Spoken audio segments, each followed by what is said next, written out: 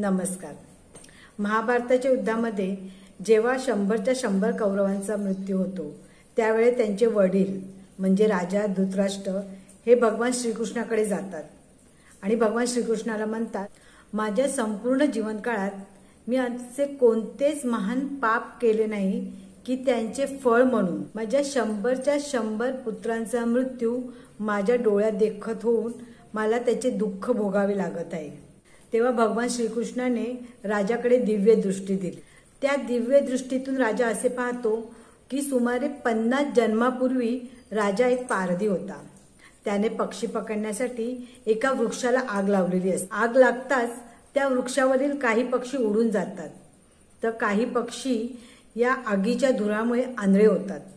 पण 100हून अधिक पक्ष्यांच्या पिल्लांचा त्या आगीत होरपळून जळून मृत्यू होतो।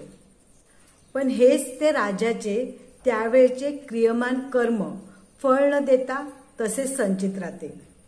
कालांतराने देव किंवा निसर्ग राजाकडून असं काही पुण्यकर्म करून घेतो की राजाला ह्या जन्मात 100 पुत्र प्राप्त होतात आणि त्यावेळचे राजाचे ते क्रियमान कर्म फळ परिपक्व होते। परिणामक राजा आंधळा जन्माला येतो आणि त्याच्या 100च्या 100 पुत्रांचा मृत्यू त्याच्या डोळ्यात देखत होतो। त्याला हे दुःख सहन करावे लागते।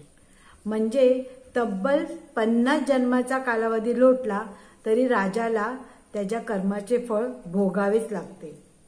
तात्पर्य काय, म्हणजे आपण म्हणतो की एखादा माणूस किती पाप करतोय, लोकांना त्रास देतोय वगैरे, तरी सुद्धा त्याला त्याचं चांगलंच होतं, त्याचं वाईट होत नाही।